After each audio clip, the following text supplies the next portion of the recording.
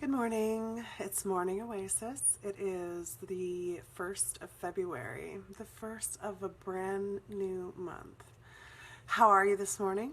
I hope you're well. I'm well. I'm going to go ahead and turn a few things off that I've forgotten to. So let's see, announcements this morning, today actually. Today is when I do the love panel. I'm a little nervous. I haven't done a panel like this before and I'm not quite sure what to expect, but I think it'll be good. It's going to be at the New Renaissance tonight. We're there from 6:30 until 8:30 p.m. Good morning, Shauna.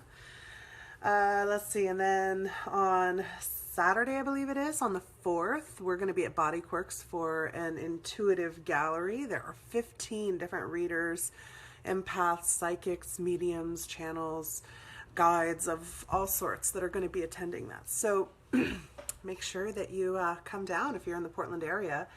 It's really awesome. And a lot of them, you know, this is the way that you can experience all different kinds of readers and different people's abilities. The cool thing about going to functions like that is that when you are an intuitive and a psychic, you have your filters in place. You have a lot of filters. We all do. That's part of being human.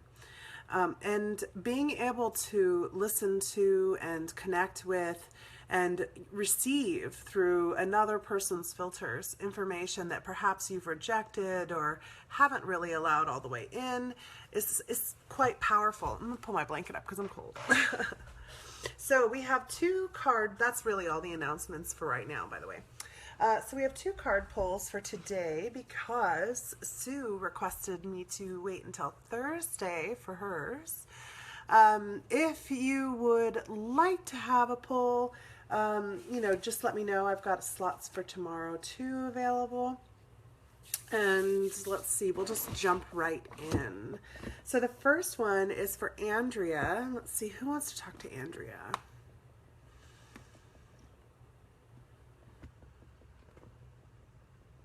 Ganesh wants to talk to you. I swear. It's like Ganesh and the goddesses. Ganesh and the goddesses. Clearly they have stuff to say. That's cool. We'll listen. Let's see. In Portland right now, guys, the wind is like blasting. The wind is coming down, like flowing through here. My units are these 3-story townhouse units. They're wooden structures. And I was up on the top floor this morning and I could feel the wind pushing the building. Good morning, Siska. It was crazy. I need a Valentine card pool. What is up with my non-existent love life? All right, Alex, I gotcha.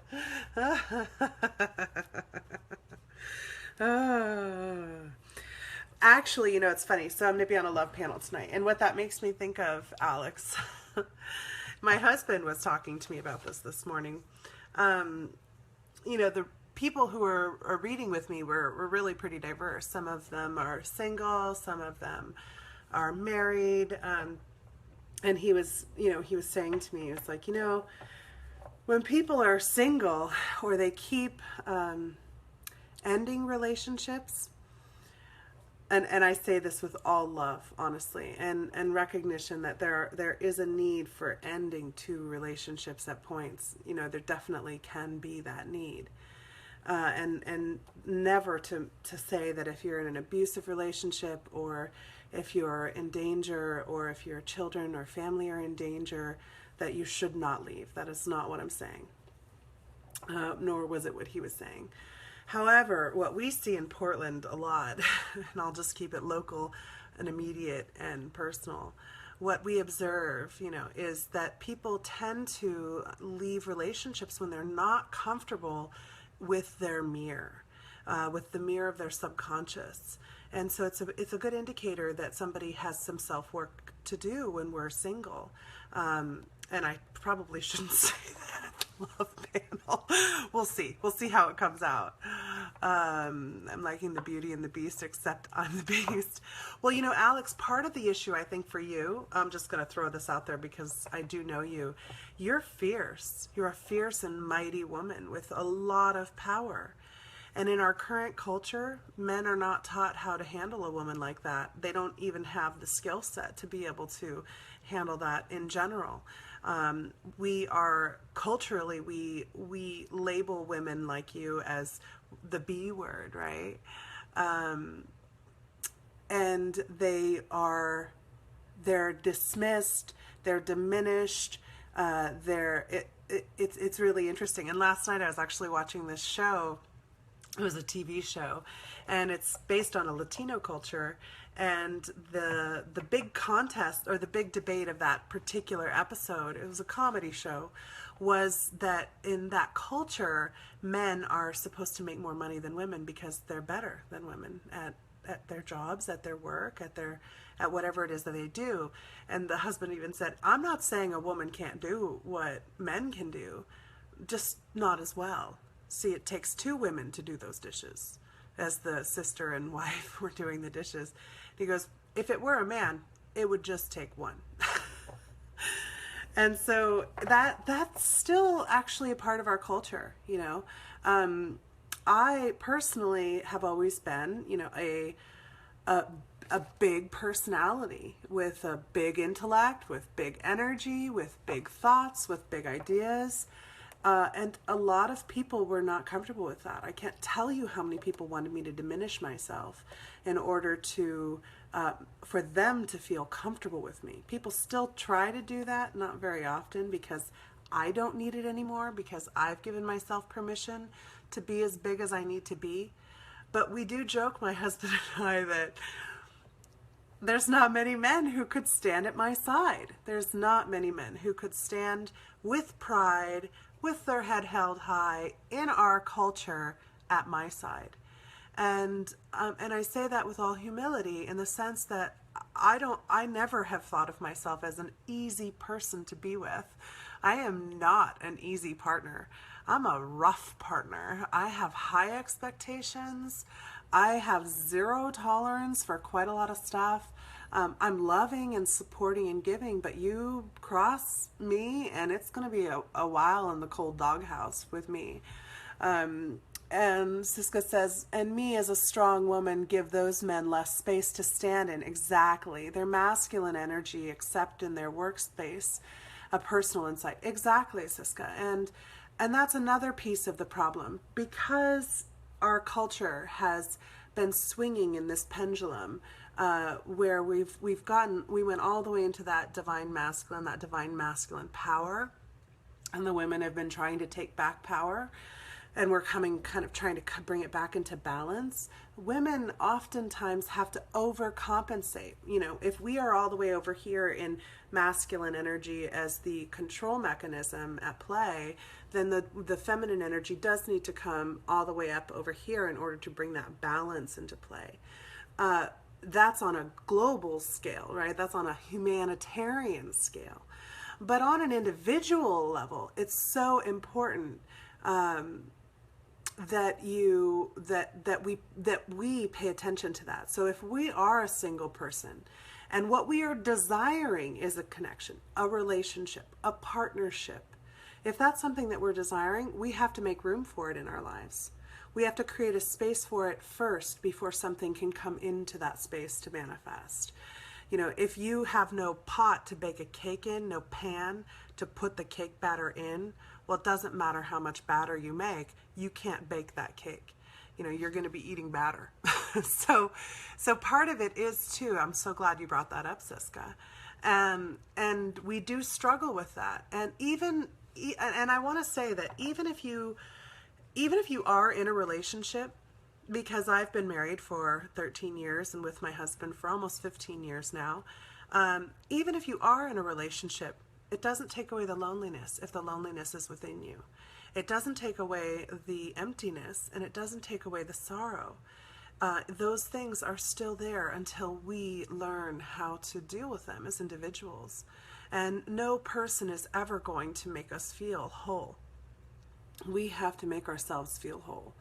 My husband and I took a separation time in our marriage. You know, we were probably, Svas, my son, was about 2.5 when we separated, and things were rough. It was really, really rough during that time.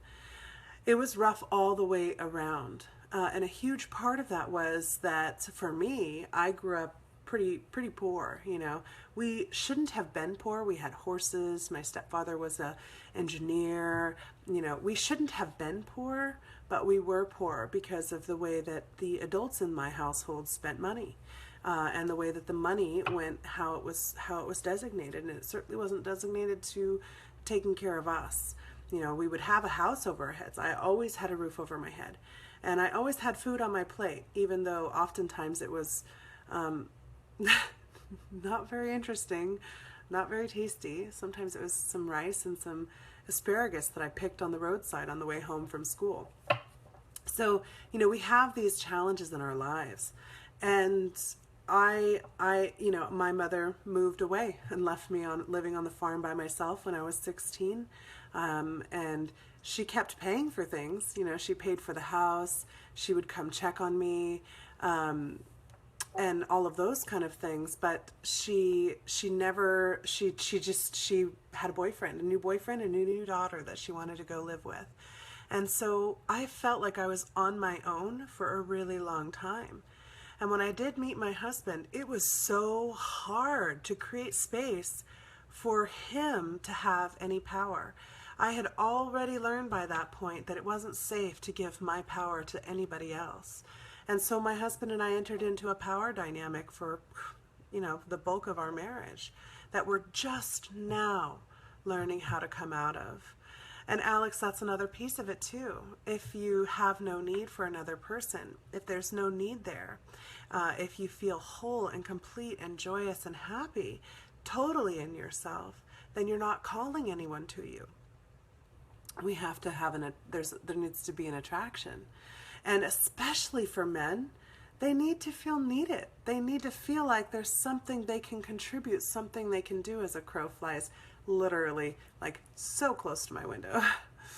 So, you know, my husband, his greatest joy is doing something for me, and I have the hardest time allowing him. Just the other morning, he got up. I was up early with him, and it's exactly what we were talking about, Andrea, and one piece of it.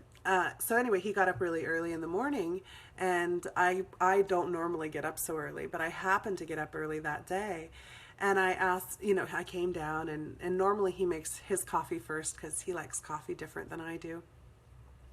And he said to me, he was like, honey, you want me to make you some coffee? And I said, no, it's okay. You can go ahead and make your coffee. I'll make mine when you're done. And he goes, well, but do you want coffee? And I said, well, it's okay. I'll wait till you're done. And he said, okay, it's my greatest joy and pleasure to make you coffee and to bring it to you because it's all that I can do for you. Will you let me do that? And I was like, oh, yes, please. I would love some coffee. Thank you. I am so used to doing for myself. I believe in doing for myself. I believe in that so strongly that I couldn't even allow that gift from him. So sometimes we have to keep that in mind too. We've got to create space and allowance, unless you don't feel like you need it, you know. And I think a lot of us are tending to get to a place in our lives where we don't really feel like we need it. I have struggled with that allowance with men too, self-work needing to be done to create that space. Yeah, exactly, Shauna. And I think some other people said some stuff, but I've missed it. So it's really important when you're engaging with another individual to be conscious and aware of what is it that you need, desire, want, and what is it that you're willing to give, and how much space of allowance is there in that for you and for that other individual, if that makes any sense at all. So let's see, Andrea, we're going to check on what Ganesh has to say for you. Harmony. Look at that. Isn't that stunning? Let's see. We can look at the whole card. Harmony. See how in balance and harmonized and resonating?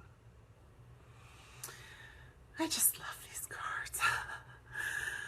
Oh, I love these cards. Okay, so harmony. And one of the things that I also appreciate about that is he's got that lotus blossom highlighting that second chakra. That second chakra when we think about chakras in terms of interactions with others, our root chakra is like that root. My former teacher described it as the root is I have a clan that will love and support me, that will care for me and take care of me, that will provide for me, that will hold me even when I don't, when I need it the most. I know you love your alone time, and that's part of the issue. If you're looking for a relationship, you're going to need to love relationship time too.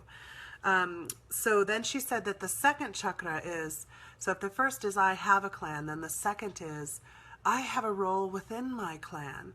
This is how I hold my clan.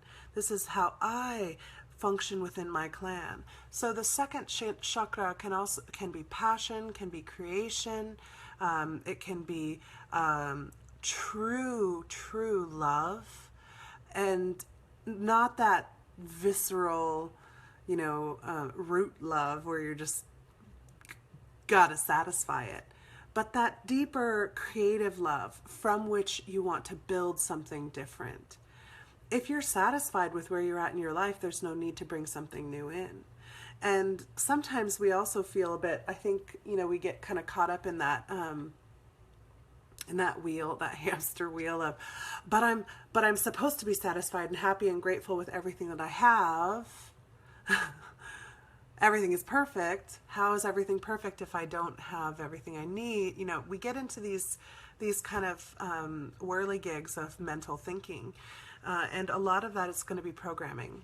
So what I'm just going to look up, and the other thing too, I love the number for this harmony card is 22. 22, 2 being that unification number. The 1 plus 1 is 2. So here he says, deserve to feel good about your existence. You, Andrea, deserve to feel good about your existence. This card is symbolic of your personal beliefs and what will bring you happiness in your life. Ganesh is asking you to remember to radiate warmth and energy. Take some time to reflect on your personal values and attitudes. What do you believe will bring you the outcome you're looking for in order to have a complete and happy life? Good morning, Jesse. 25 years spent not looking for anyone anymore, spent way too much energy deprogramming myself from the words. The color orange can be referred to as a period of socializing, activity, and new adventures. Orange is the color of sacral chakra and associated with the sexual organs and reproductive system. It can symbolize happiness and love. We store our feelings, emotions, pleasures, sensuality, and intimacy and connection in this domain. How deserving do you feel? When you feel that you deserve good, you treat yourself well and require that others also treat you well. When the sacral chakra is clear and the energy is in balance, you're friendly and compassionate and empathetic with the concern for others. You will experience a very strong sense of belonging. Feel good about your life, enjoy time with friends, and do what is necessary to bring yourself in alignment with what you want from the relationship in your life. You can also support that. You can also support that, Andrea, by eating orange foods, by wearing orange pants or orange skirt. You can even tie an orange string around your hips. That orange essence, using the sweet orange essential oil, we're calling the vibration of that harmonizing energy. Orange is the harmonized color between our power and our safety, right? It's between our solar plex and our root. So all of these things can help you with supporting your sacral chakra, which in turn helps support you with your development of this space of harmony. All right, so the other poll was for Stephanie. Let's see what cards want to talk to Stephanie. Yay, the Dreams of Tarot. I haven't pulled that one out for a while. Orange is one of your favorite colors. That's awesome. Do some orange paintings. Wear orange jewelry. Create an altar. Another thing, this was something my former teacher also talked to us about doing when we were working on our chakras, to create a chakra altar. Put put things in that altar that you find around you that are orange. You know, if you find a flower, a feather, or a leaf, it's kind of late in the year for that. Ha! There's some cards that don't want to come out of the box. I don't want to come out of the box, right? How symbolic is that? Okay, so let's see. The Dreams of Tarot is the one that wants to talk to you. I know Lynn just told me that she picked these up. Aren't they amazing? I just absolutely love them. Ah, Alexandra, you know, and if you are interested in crystals, Alex is a freaking powerhouse. So check out her store. She's got some amazing crystals up there. I totally would recommend that. That's a great resource. I personally think that crystals, all they really need is a minimal adjustments from us. They're quite capable in general of handling themselves, especially if we are listening to them and aware and in any way paying attention. And that said, the way she handles them is quite beautiful. Okay, so let's see, Stephanie.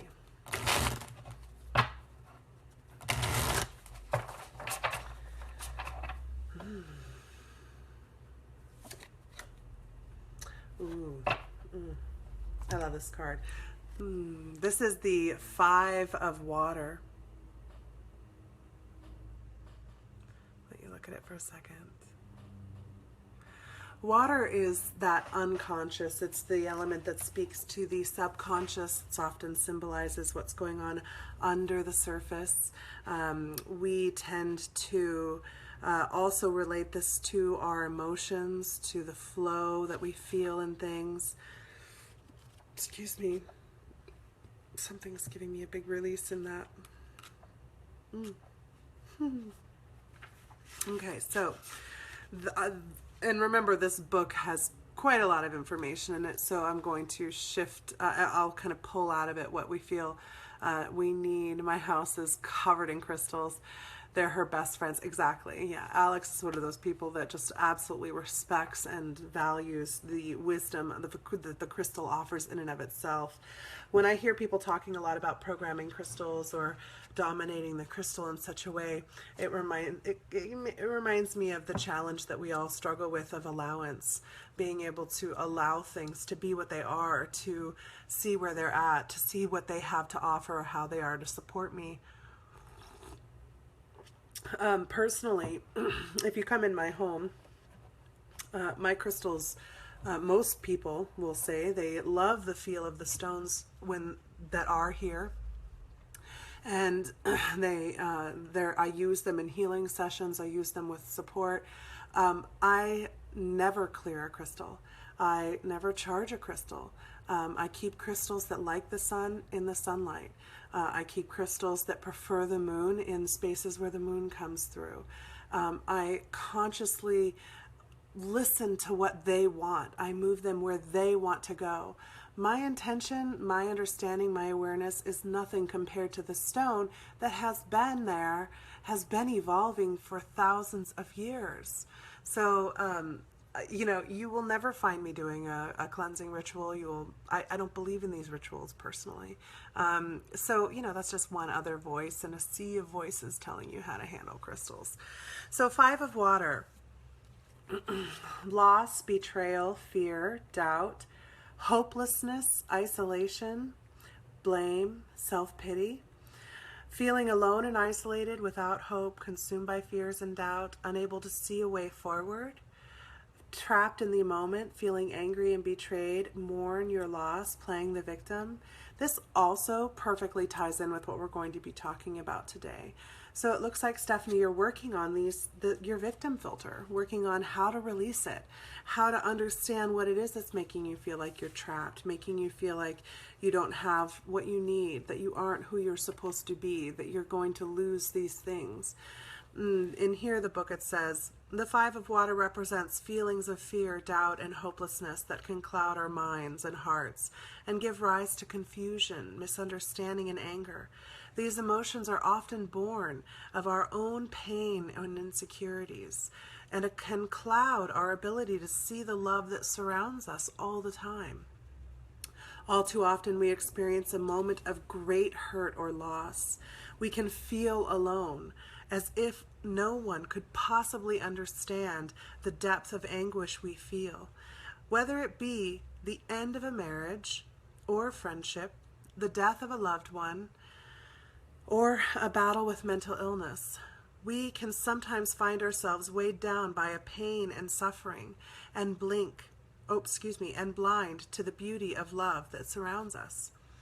Loss of any kind causes us to experience a range of emotions, including sadness, fear, confusion, guilt, regret, anger, and betrayal. Sometimes we can even experience a complete absence of emotion.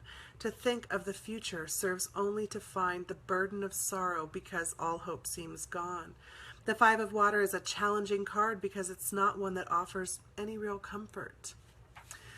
So the potential blockage piece that's kind of skipping me forward is reversed is a gentle reminder that while it's okay to feel hard done by now and again, and to allow ourselves to be swept up in the life's many dramas, it does not serve us well to embrace a victim mindset on a long-term or permanent basis.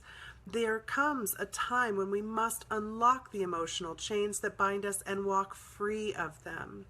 The Five of Waters reversed may be asking us whether the moment that we have bound ourselves to has passed, and if so, to accept what is done and cannot be undone. My only correction to that, or shift with that, would be if you are finding yourself in that space of the victim filter where you are feeling these emotions and you're kind of stuck there, there's a reason that we get stuck in that space, I believe. There's a belief there that is begging to be looked at and addressed. The belief being that you are alone, that you are unworthy of this love, unworthy of that joy, unworthy of the wonder and the joy that you have already in your life. One of the things that I love the most about energy work is when you're doing energy work, good morning, Justine. When you're doing energy work, you actually are immediately sensing a shift in your perspective. The moment you can address the belief that's behind, or that fractured state of perception that I call the victim filter, the moment you address it, you can suddenly shift and see all this amazing beauty and joy that's around you. It's quite powerful. I don't have any more room today for them, Justine. I'm actually all out of time with it, but I can write you down for tomorrow if you would like.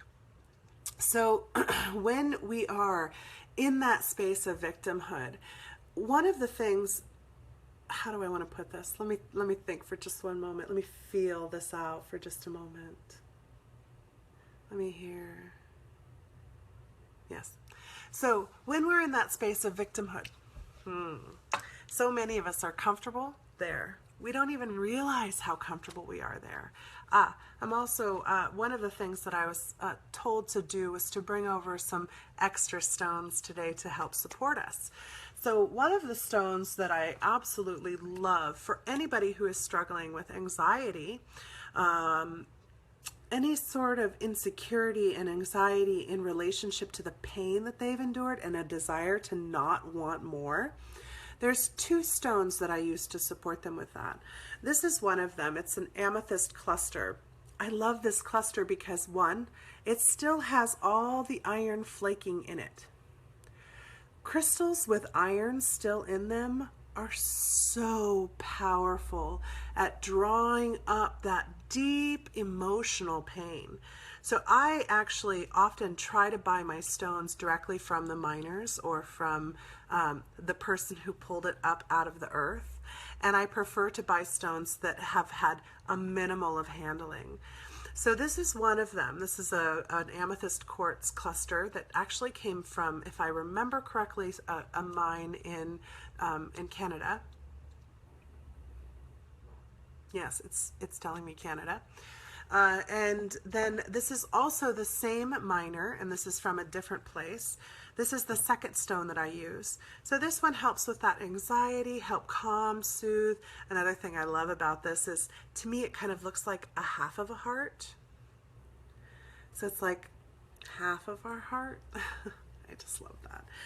Now, this is another one that I use. It's a half of a geode. It's just all that's happened to it is it's been cut in half and opened up. And it's a quartz jersey, which means that it's got all these tiny, tiny little crystals on it. And that orangey color in there is the iron that's still in there.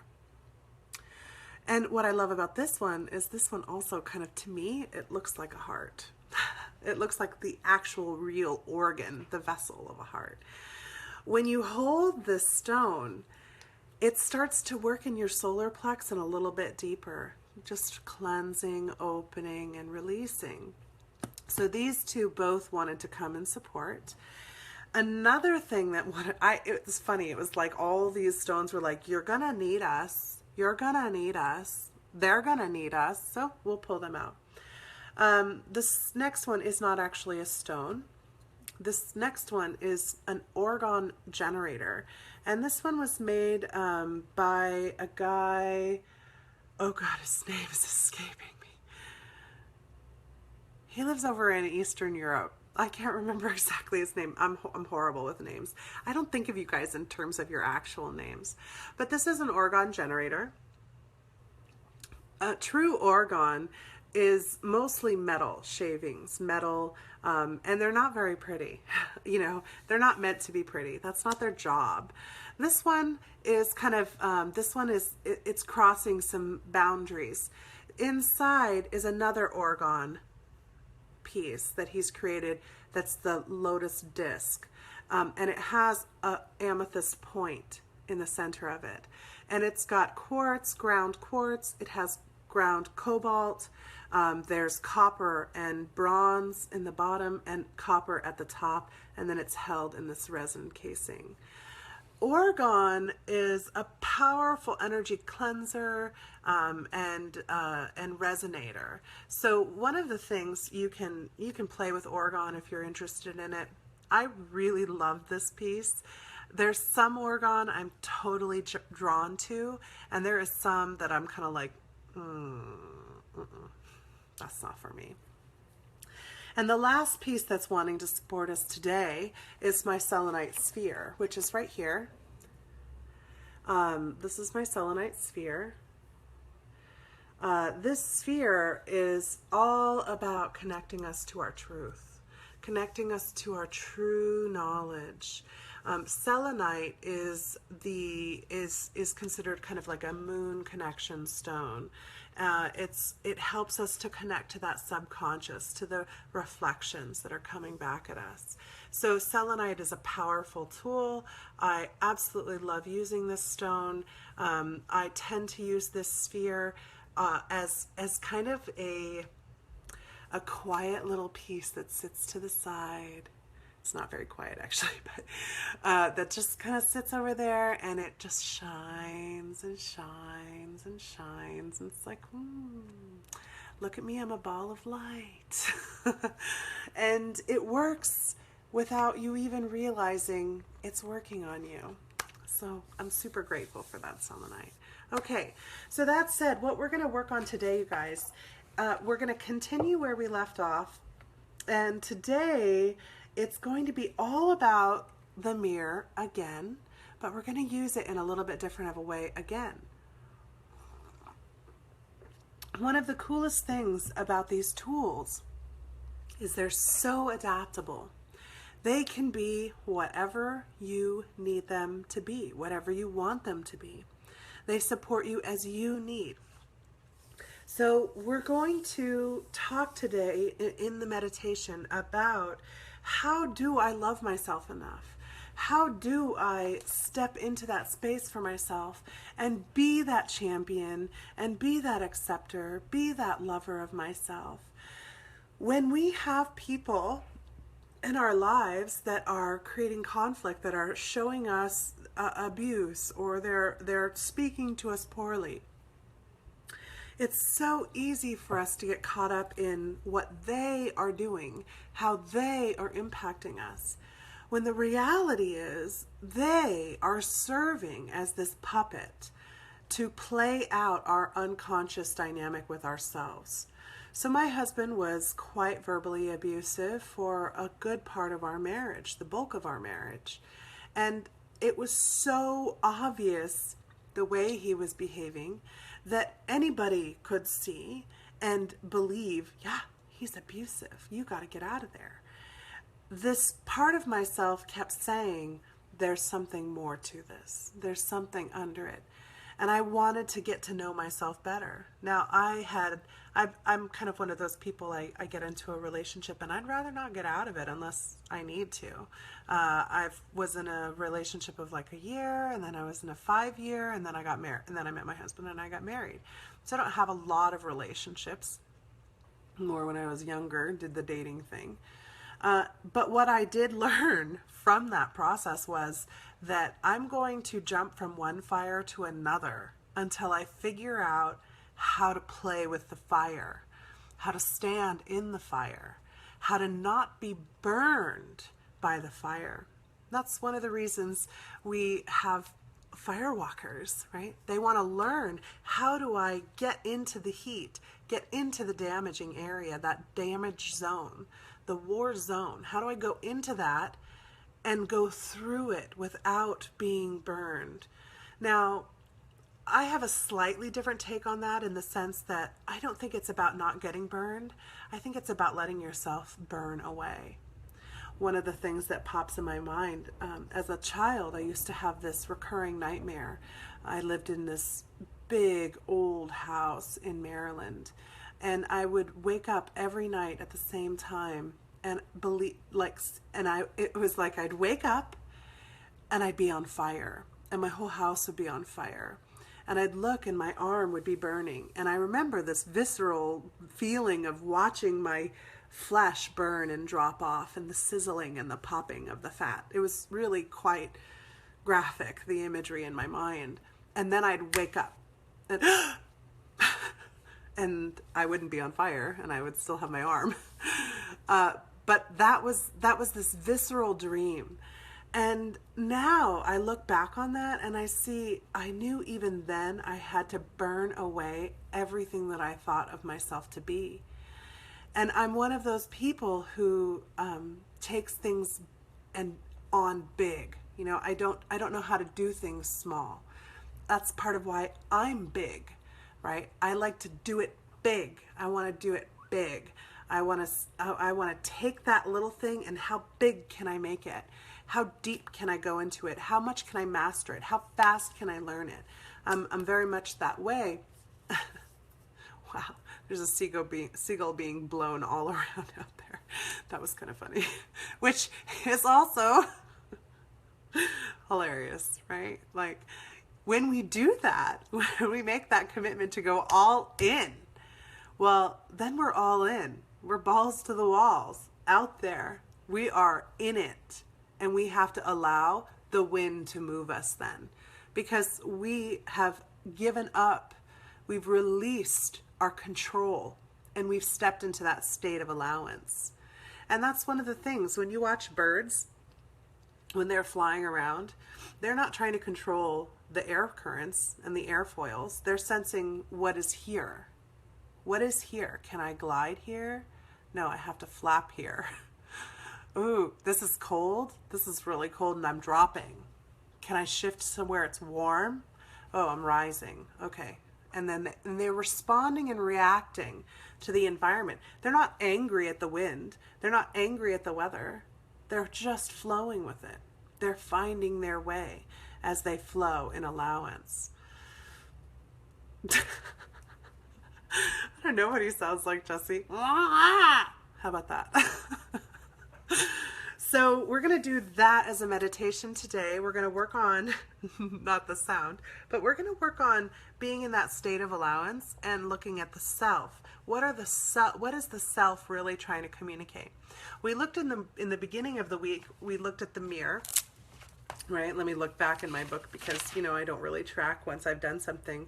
We've looked at the mirror and tried to learn how to love the shadow, right? Then we looked at how the universe is one. We are all one. We're all connected, coming together. When we see the Creator, I see me in you and you in me. And then we looked at the flipping of the mirror.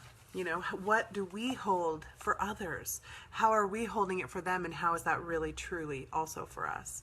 So today we're going to just look at ourselves. We're going to release the other completely from having to play any part in our dynamic and just look at ourselves. Are you guys ready? I hope so. So let's go ahead and get comfortable. Make sure you're sitting comfortably, or if you're laying down, make sure you're laying down comfortably. I'm going to take a sip of coffee. I didn't get enough coffee this morning. I'm sorry. It was an early morning. All right.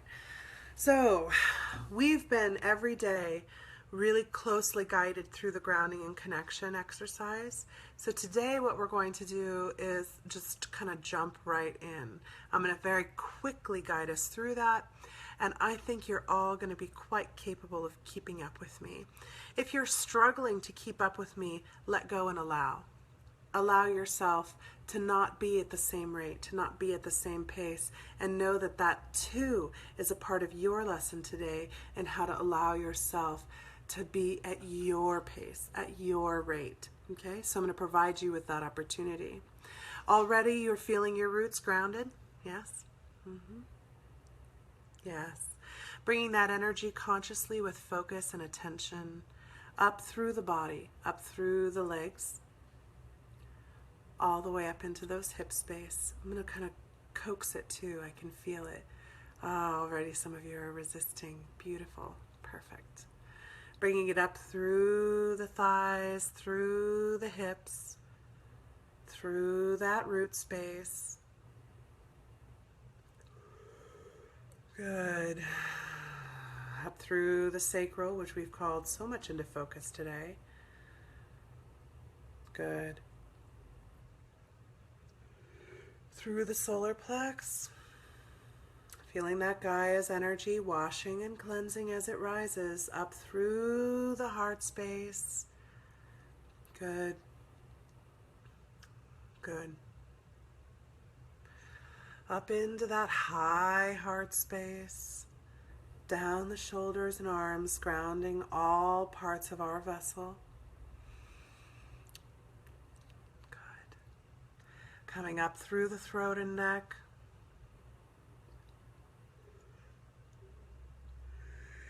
Up through the head,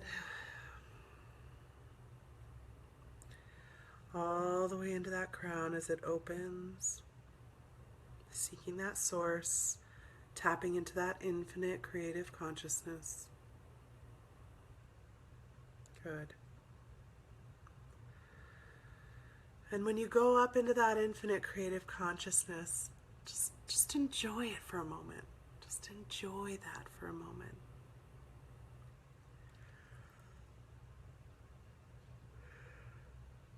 We don't need anything from it.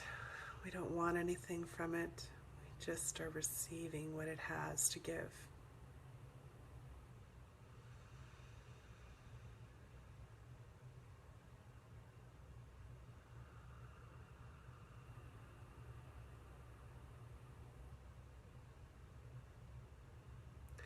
And allow that energy to effortlessly and gracefully, like liquid honey pouring out of that pot, come down through the crown, down through the head and throat, down through the shoulders and arms, down through that heart space,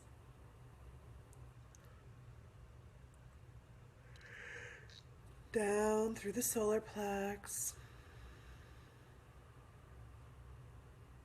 As that honey warms up, it flows down through the root, down through the legs, and out your roots.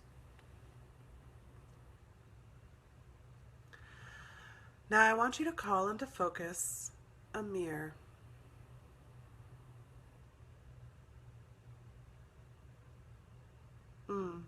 Interesting. I'm actually being guided to teach you guys a little bit about creating a conscious workspace while you're doing this. So some of you maybe don't have that practice quite yet. That's great. A conscious workspace can be anything you choose. For myself, I've built a pyramid. It's my own temple, my light temple. Inside my pyramid is everything that I need. For some of you, it will be a sphere. For some of you, it will be a pentagon. For some of you, it will be whatever it is that shows itself as your workspace.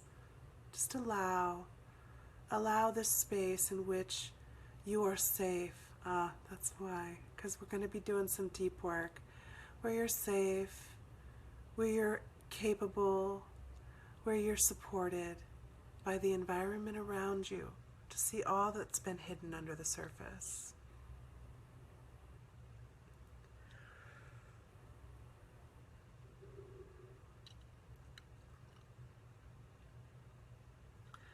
When I'm doing this kind of work, I also sometimes will create like a big bathing pool that I get to sit within while I'm doing my work. And the bathing pool itself, the tub is made of crystal. It's quartz, it's amethyst, it's, what else is there in mine? Gold.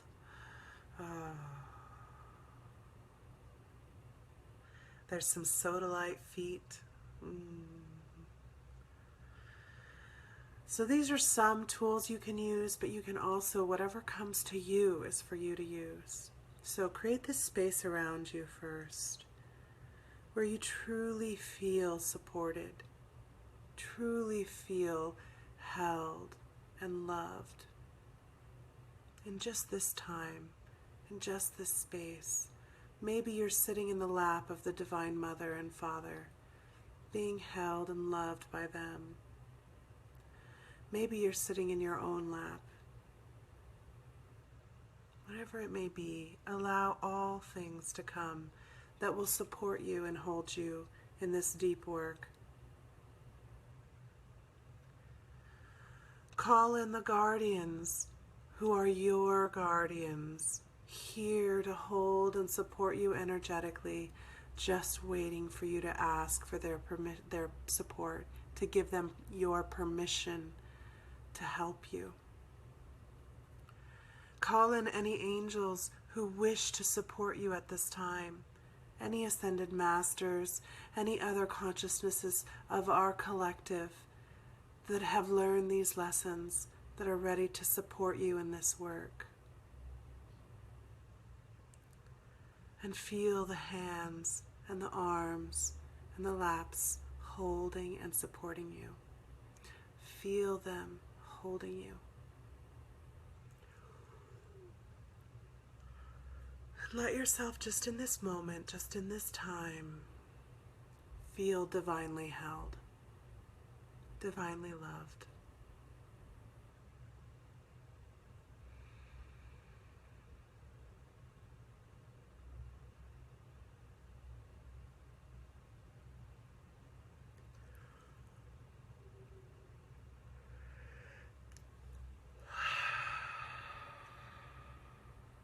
Good. Take note of any parts of yourself that resists being held and loved in this way. Take note of any parts of yourself that are speaking up about, but I do this, or I am this way, or I'm not worthy because of. Find those pieces that are speaking these beliefs and see them for the childlike piece, the fractured piece of you that they are, and bring them into that tub, bring them into you, opening the heart, allowing them to sit next to you, wherever they're comfortable right now, with an invitation to come all the way inside, but not an expectation or demand, just an allowance, an offering.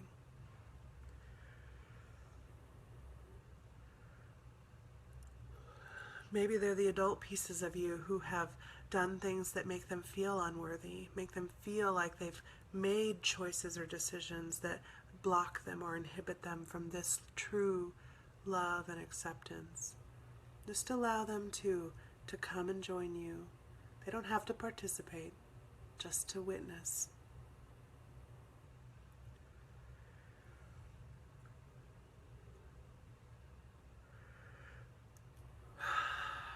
Whenever I want to try to call my girls into me, my pieces into me, I call out, "Ollie, ollie, oxen free."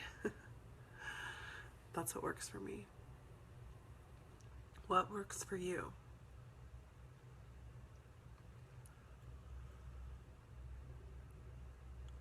I'm hearing a dinner bell. Like a clang, clang, clang, clang.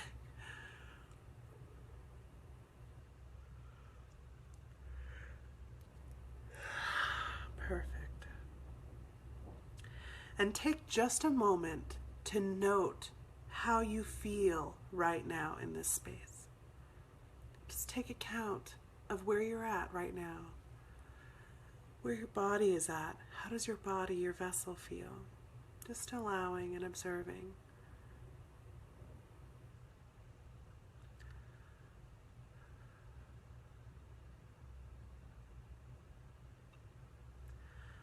When I feel this level of love and support, when I feel this whole, this complete, I like to ask my vessel to reset itself as this is the new norm. This is my optimum setting. This is my current optimum vibration. And when I ask to return to my optimum vibrational state, this is the state I wish to return to. This is one way that I use my intention and my focus to support me. Knowing that if you're having fluid running, either tears or snot, two things are happening. One, you're releasing already beliefs that have been stored in the sinus cavities and the recesses and cavities of the head. You're also activating your pineal gland, which is going to start dripping a secretion that will go down the back of the throat. So if something's going down the back of the throat, allow that. That pineal gland is giving you DMT that's supporting this work, helping you go deeper. They're just telling me to tell you that. And total allowance. Now I want you to call that mirror into focus in front of you. It can either be a hand mirror or a full body mirror, whatever you're comfortable with looking at this time. It can even be a little tiny compact. If that's what you're comfortable with right now, allow that mirror to manifest.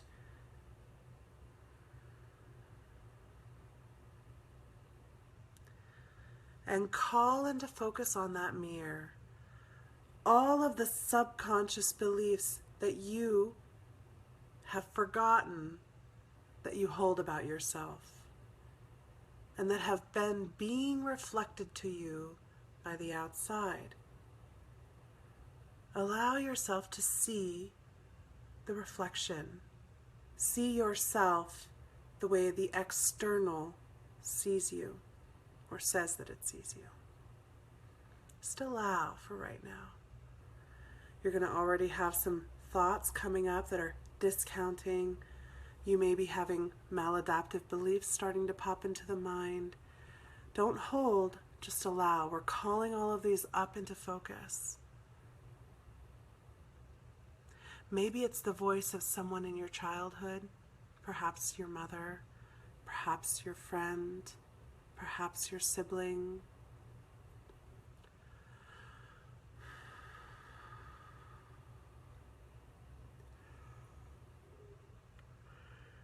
Perhaps it's what a grandfather or grandmother said about you in a moment of unconsciousness, in a moment of their own pain, and you adapted that as a belief you held.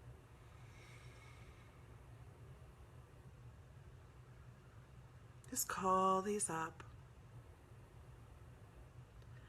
And allow the mirror to show the distortion from the truth. Don't try to make that mirror look like who you are or who you believe yourself consciously to be. Allow the distortion to show itself.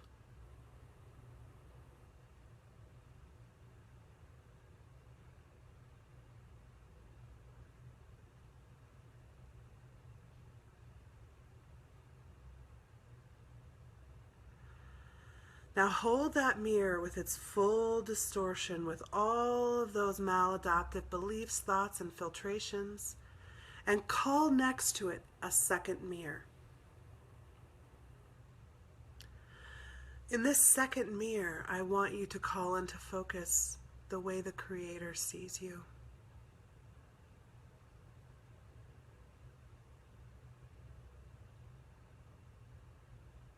Let go of your control. Allow the Creator to show you how it sees you.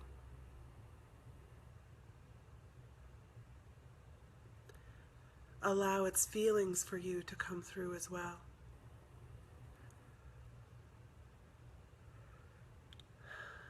Allow yourself to receive how the Creator sees you.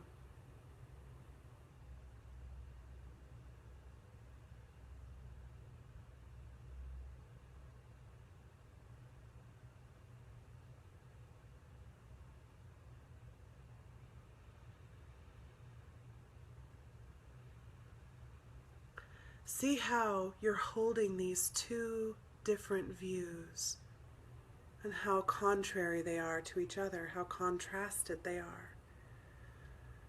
Turn the mirror of the Creator's view to look at the mirror of your subconscious view.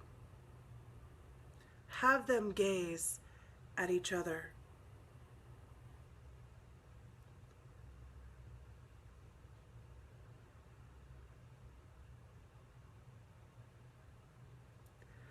And allow the Creator to release these beliefs that you have been holding to support you in this. As you see the beauty in these maladaptive parts, as you see that even though this is what you view of yourself, the Creator sees it and still loves it. Loves it for its lack, loves it for its judgment, loves it for its inadequacy, loves it for its desire, loves it for its anguish.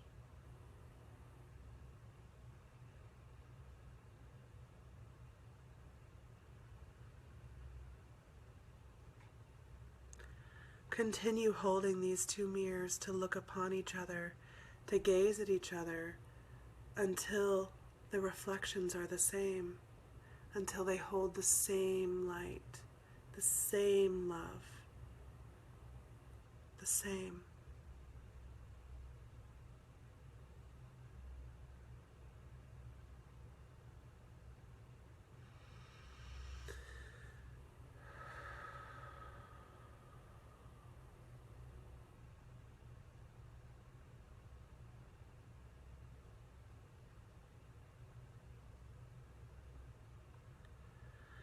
Remember, as your body and your vessels start to feel reactions, feel tightness, feel pain, feel discomfort, allow that pain. Don't try to resist it.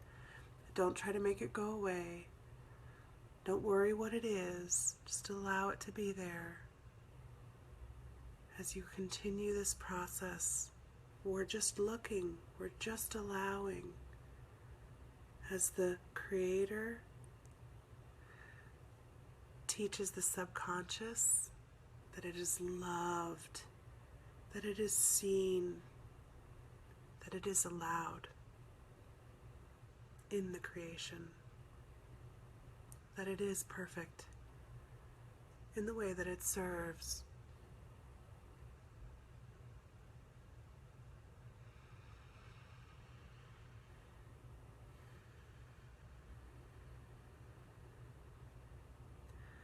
I'm going to go ahead and let you go. Continue in this until you feel you're done. And when you're done with the mirrors, let yourself lay back into that space of being held and loved as a whole one. As one with the Creator, one with all parts of yourself. one with all of the creation, an allowance. I love you, and I'll see you tomorrow.